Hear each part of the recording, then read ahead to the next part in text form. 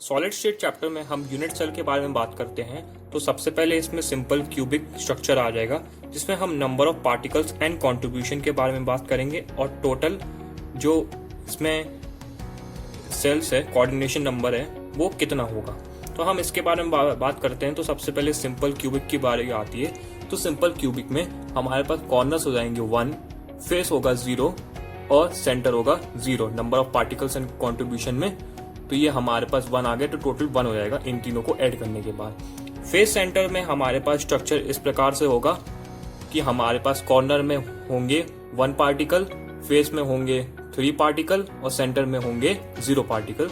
तो 1 + 3 = 4 total particles आ जाएंगे। अब बात करते हैं बॉडी सेंटर्ड की। तो बॉडी सेंटर्ड में हमारे पास कॉर्नर में पार्टिकल्स 1 होंगे, फेस में 0 होंगे और सेंटर में 1 होंगे। तो टोटल पार्टिकल्स हमारे पास 2 आ जाएंगे। और एंड सेंटर्ड में हमारे पास कॉर्नर में पार्टिकल्स 1 होंगे, फेस में पार्टिकल्स हमारे पास 1 होंगे, सेंटर में 0 होंगे। तो टोटल हमारे पास 2 पार्टिकल्स आ जाएंगे, जिससे कि हम इसका कोऑर्डिनेशन नंबर निकाल लें। अब बात करते हैं 7 क्रिस्टल सिस्टम्स की। तो 7 क्रिस्टल सिस्टम में सबसे पहले हम बात करते हैं क्यूबिक क्रिस्टल सिस्टम की, जिसमें ए बी सी की वैल्यू इक्वल हो जाएगी। ए बी सी यहाँ पे एज है और angle alpha beta gamma = 90 degree हो जाएगा, तीनों इक्वल होंगे। और पॉसिबल वेरिएशन क्या क्या होगा, इसका प्रिमिटिव होगा, बॉडी सेंटर्ड क्यूब होगा, फेस सेंटर्ड क्यूब होगा। अब बात करते हैं टेट्रागोनल क्रिस्टल सिस्टम की। तो टेट्रागोनल में A = B होगा, बट B = C होगा। इसमें एंगल देख लेते हैं, अल्फा = बीटा = गामा = 90 डिग्री। इसमें पॉसिबल वेरिएशन आ जाएगा प्रिमिटिव BCC। अब बात करते हैं ट्राइगोनल की। अब ट्राइगोनल में A = B = C होगा, लेकिन अल्फा = बीटा = गामा तो होगा ही, लेकिन गामा = 90 डिग्री।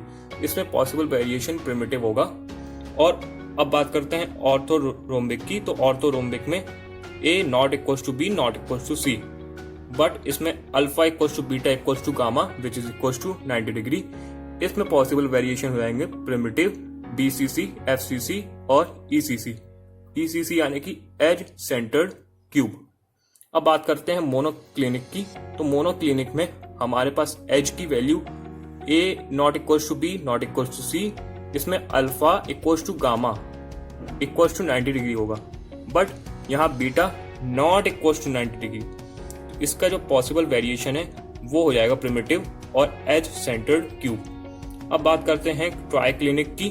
तो ट्राइक्लिनिक में A ≠ B ≠ C होगा और इसमें अल्फा ≠ बीटा ≠ गामा और ≠ 90 डिग्री। इसका जो पॉसिबल वेरिएशन होगा वो होगा प्रिमिटिव। अब लास्ट हमारे पास क्रिस्टल सिस्टम बचता है हेक्सागोनल। तो हेक्सागोनल में A = B होगा, but A ≠ C, B not C। इसमें अल्फा = बीटा = 90 डिग्री होगा, लेकिन गामा = 120 डिग्री होगा और इसका पॉसिबल वेरिएशन होगा प्रिमिटिव। अब बात कर लेते हैं क्लोज पैकिंग की। तो क्लोज पैकिंग में हम स्क्वायर क्लोज पैकिंग के अगर बारे में बात करें तो इसमें कोऑर्डिनेशन नंबर होगा 4। ये होगा AAA टाइप का और इसमें जो पैकिंग इफिशिएंसी होगी वो 52.4% होगी। इसका डायग्राम आप देख सकते हैं, इसके साथ 4 और पार्टिकल्स जुड़े हुए हैं। हेक्सागोनल क्लोज पैकिंग में हम देख सकते हैं कोऑर्डिनेशन नंबर 6 है, क्योंकि इसमें 6 पार्टिकल्स जुड़े हैं एक साथ। इसका जो टाइप है वो होगा AB टाइप और इसका पैकिंग इफिशिएंसी होगी 60.4%। अब बात कर लेते हैं 3D पैकिंग की। तो 3D पैकिंग में फेस सेंटर्ड क्यूब की वैल्यू ज्यादा होगी बॉडी सेंटर्ड क्यूब से, और बॉडी सेंटर्ड क्यूब की वैल्यू भी ज्यादा होगी सिंपल क्यूबिक सेंटर से। अब इसके टाइप के बारे में बात करते हैं। तो SCP के बारे में बात करें तो SCP का टाइप हो जाएगा AAA टाइप। इसका पैकिंग इफिशिएंसी होगी 74%। और HCP की बात करें तो इसका AB टाइप होता है, इसका कोऑर्डिनेशन नंबर 12 होता है, इसकी पैकिंग इफिशिएंसी भी 74% होती है। और CCP के बारे में बात करें तो इसका जो टाइप होता है वो होता है ABC टाइप, इसका कोऑर्डिनेशन नंबर होता है 12 और इसका जो परसेंटेज होता है पैकिंग इफिशिएंसी इसका 74% होता है। टेट्राहेड्रल वॉइड के बारे में बात करें तो टेट्राहेड्रल वॉइड हमें पता चलता है इसके रेडियस से, R void = 0.225 into radius of sphere और इसका कोऑर्डिनेशन नंबर होता है 4। अब हम बात करते हैं ऑक्टाहेड्रल वॉइड की। तो ऑक्टाहेड्रल वॉइड में radius of void equals to 0.414 into radius of sphere, इसका कोऑर्डिनेशन नंबर होता है 6। अब बात करते हैं पैकिंग इफिशिएंसी या पैकिंग फ्रैक्शन की। तो पैकिंग फ्रैक्शन क्या होता है? Volume of one atom divided by volume of cubic unit cell, और ये प्रिमिटिव क्यूबिक के लिए होता है 52.4%, जैसे हमने डिस्कस किया था। HCC के लिए होता है 74%। Similarly for HCP and CCP के लिए भी 74% होता है। बॉडी सेंटर्ड क्यूब के लिए ये होता है 68%। बात करते हैं अब डेंसिटी की, डेंसिटी ऑफ पैकिंग इफिशिएंसी की।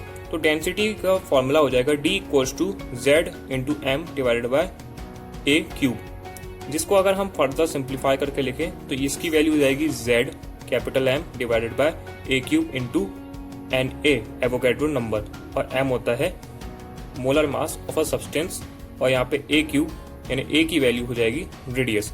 और हम अगर रेडियस रेशियो की बात करें तो नंबर मतलब radius of cation divided by radius of anion. अब बात कर लेते हैं आयनिक क्रिस्टल्स की। तो आयनिक क्रिस्टल्स में भी रेडियस रेशियो हमने देख लिया। अब आयनिक क्रिस्टल्स के दो टाइप होते हैं, जैसे कि AB टाइप का एक आयनिक क्रिस्टल होगा A2B का, और AB2 टाइप का भी आयनिक क्रिस्टल हो सकता है। अब इसमें radius ratio, coordination number, shape और स्ट्रक्चर के बारे में हम बात करने जा रहे हैं। तो जिसका ये 0.225 से कम होता है उसका कोऑर्डिनेशन नंबर होता है 2 या 3। इसका शेप होता है लीनियर या ट्रायंगुलर, और उसका स्ट्रक्चर भी होता है लीनियर या ट्रायंगुलर। और जिसका जो रेडियस रेशियो है, जो रेंज है उसकी 0.225 से लेके 0.414 तक, उसका कोऑर्डिनेशन नंबर भी होता है 4। उसका शेप होता है टेट्राहेड्रल, और उसका स्ट्रक्चर होता है ZNS टाइप का। और 0.1414 से लेके 0.732 तक जो रेडियस रेशियो होता है, उस केस में हम देखते हैं कि कोऑर्डिनेशन नंबर होता है 4 या होता है या फिर 6 होता है।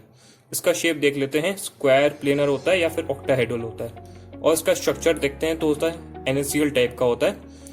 और रेडियस रेशियो अगर 0.732 हो या उससे ज्यादा हो तो कोऑर्डिनेशन नंबर होगा 8, और इसका जो शेप होगा वो क्यूब होगा, और जो इसका स्ट्रक्चर होगा वो CSCl टाइप का होगा। अब बात करते हैं कुछ और टाइप्स की। तो जैसे कि NaCl टाइप के बारे में हमने बात करी, तो इस कैटायन ऑक्यूपाई कहाँ करते हैं? इसके ऑल ऑक्टाहेड्रल वॉइड्स में करते हैं, और एनाइन फॉर्म करते हैं FCC यूनिट सेल में। इसका कोऑर्डिनेशन नंबर का रेशियो है 6:6, और CSCl का जो कैटायन ऑक्यूपाई स्पेस है वो है बॉडी सेंटर्ड। एनाइन फॉर्म होता है simple cubic cell unit cell में, और इसका रेशियो है 8:8।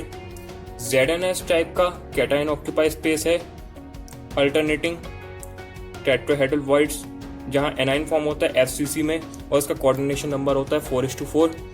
अब बात करते हैं CaF2 की। तो इसका कैटायन ऑक्यूपाई स्पेस है अल्टरनेटिंग बॉडी सेंटर्ड, इसका एनाइन फॉर्म होता है SCC पे, और इसका कोऑर्डिनेशन नंबर है 8:4। Na2O की बात करें तो इसका कैटायन ऑक्यूपाई स्पेस है ऑल टेट्राहेड्रल साइड्स, और एनाइन फॉर्म होता है FCC पे, और कोऑर्डिनेशन नंबर होता है 4:8। अब बात कर लेते हैं हम इम्परफेक्शन डिफेक्ट्स इन सॉलिड्स की।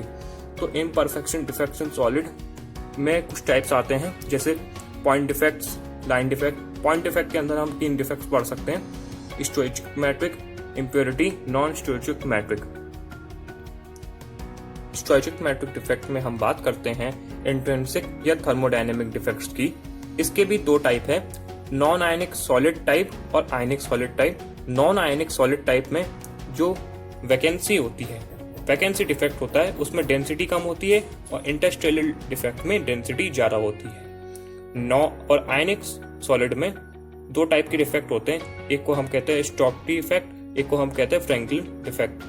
तो स्टोक्टी इफेक्ट में देखते हैं हम कि कैटायंस इक्वल टू आयंस होते हैं जो कि मिसिंग होते हैं लैटाइस साइड से, इसकी डेंसिटी कम होती है, और ये फाउंड होता है आयनिक कंपाउंड में जिसका कोऑर्डिनेशन नंबर बहुत ज्यादा हाई होता है।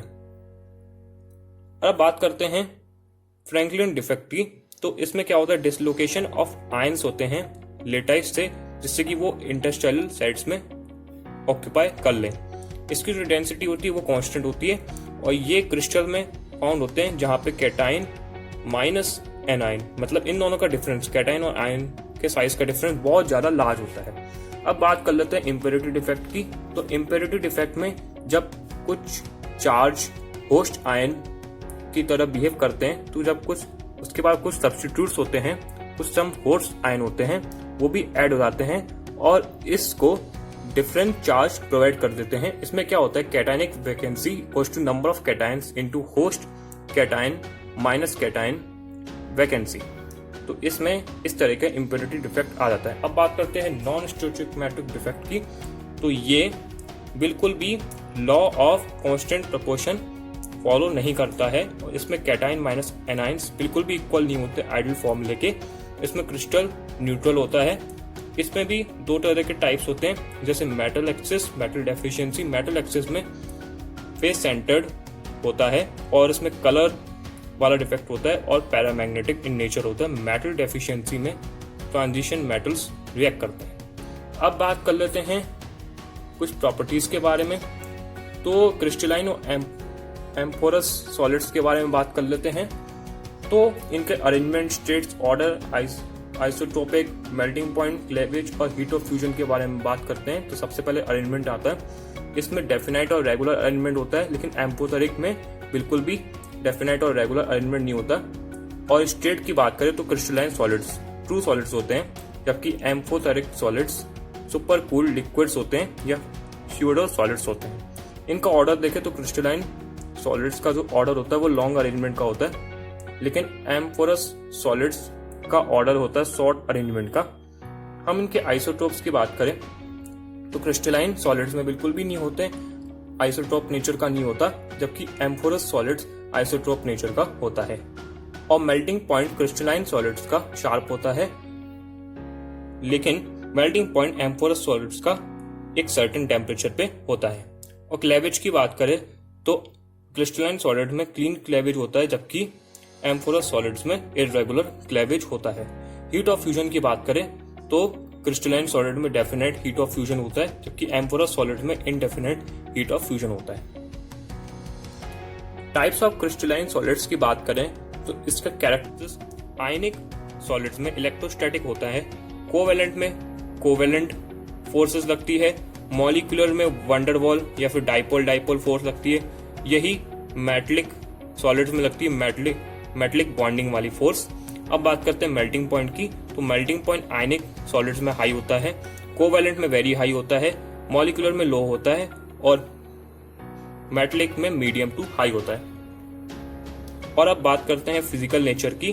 तो आयनिक सॉलिड का जो नेचर है वो हार्ड और ब्रिटल होता है, कोवेलेंट का वेरी हार्ड होता है, मॉलिक्यूलर का वेरी सॉफ्ट होता है और मेटलिक का हार्ड होता है बट मैलिएबल होता है। अब कंडक्टेंट्स की बात करते हैं तो आयनिक सॉलिड्स कंडक्टर्स होते हैं एक्वस सॉल्यूशन में या मॉल्टन फॉर्म में, लेकिन कोवेलेंट नॉन कंडक्टर्स होते हैं और मॉलिक्यूलर सॉलिड्स हैं वो इंसुलेटर होते हैं और मेटलिक गुड कंडक्टर्स होते हैं। और मॉलिक्यूलर सॉलिड्स भी 3 पार्ट्स में डिवाइड है, polar molecular solids, hydrogen bonded solids और नॉन पोलर मॉलिक्यूल्स में। So this was the required discussion for this chapter.